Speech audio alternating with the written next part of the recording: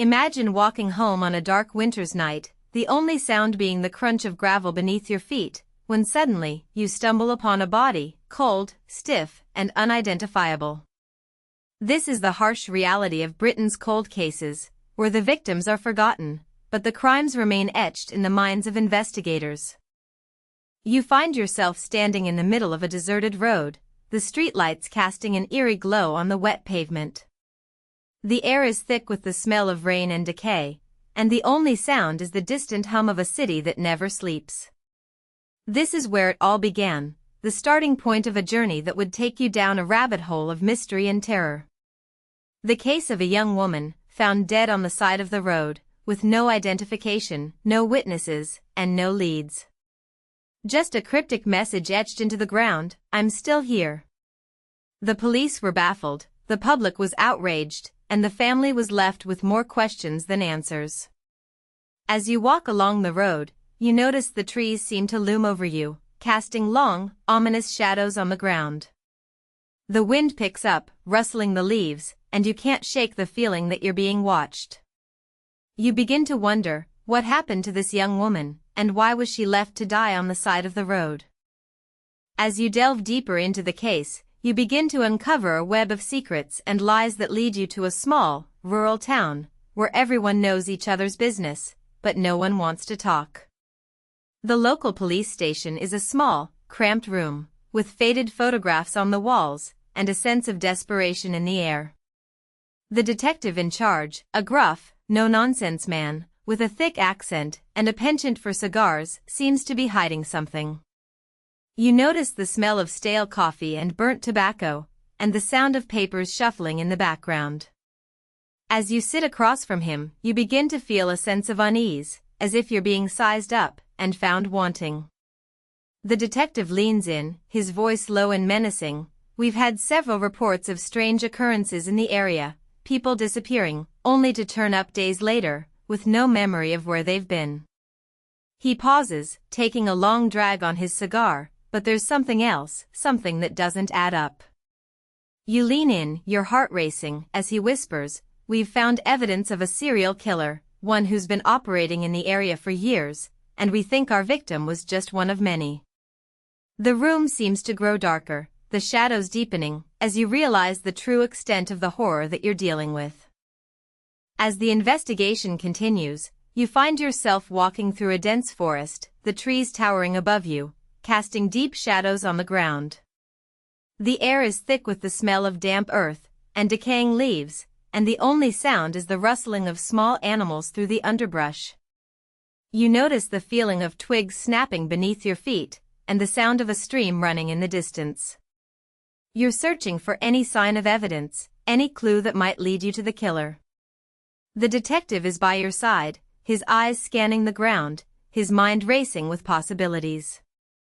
Suddenly, he stops, his head cocked to one side. "Do you hear that?" he whispers. You listen, and after a moment, you hear it too, the sound of footsteps, light and cautious, as if someone is trying not to be seen. The detective's eyes lock onto yours. "I think we're not alone in these woods." The forest seems to grow darker, the shadows deepening, as you realize that you're being stalked, and the killer may be closer than you think.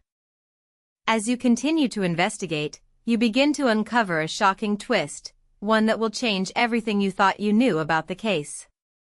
The detective leads you to a small, abandoned house, on the outskirts of town, with a sense of foreboding in the air. The windows are boarded up, and the door is covered in cobwebs, but as you enter, you notice the smell of fresh paint, and the sound of footsteps echoing through the empty halls. You begin to feel a sense of unease, as if you're being watched, and the detective's words send a chill down your spine. This is where the killer was hiding, where they were planning their next move. But as you look around, you realize that something doesn't add up. The furniture is too neat, the decorations too perfect, and the sense of unease grows, as you realize that you're not in an abandoned house, but a carefully constructed trap.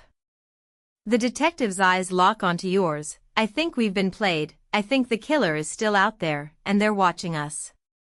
The room seems to grow darker, the shadows deepening, as you realize that you're in grave danger, and the killer may be closer than you think. As the truth begins to unravel, you find yourself standing in the middle of a crowded press conference, the room filled with reporters and camera crews, all clamoring for a statement. The detective is at the podium, his face stern, his voice firm, as he delivers the shocking news: "We've identified the killer, and they're currently in custody." The room erupts in a flurry of questions and camera clicks, but as you look around, you notice the sense of unease, the feeling that something is still off. The detective's words are reassuring, but the look in his eyes tells a different story, a story of doubt and uncertainty. You begin to wonder, is this really the end, or is there still more to come?